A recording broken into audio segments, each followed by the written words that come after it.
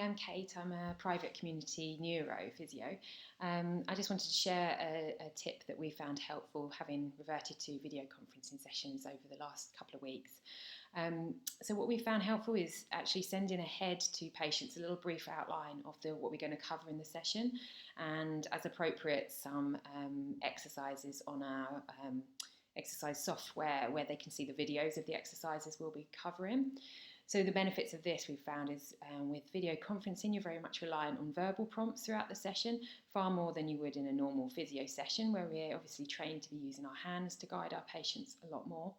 Some patients are fine being directed just verbally for long periods of time, but lots of patients, you can see they're quite overwhelmed by the number of verbal instructions that are required for them to do their exercises and the movements you want to practice properly. So having the exercises to look at ahead of time means there's less verbal prompts needed throughout the session.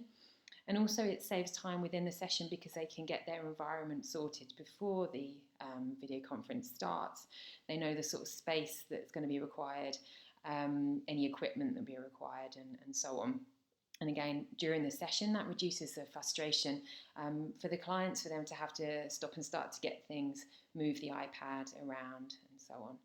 And again, within that planning of the session, I would tend to limit exercises and movement practices to 1 or 2 different postural sets, rather than requiring the patient to move from standing to walking to lying to sitting throughout the session, which I think one-on-one you can do quite unpredictably, but in the video sessions we find that just keeping the patients in one position for as long as possible at a time keeps their frustration levels low and the patients engaged in the sessions.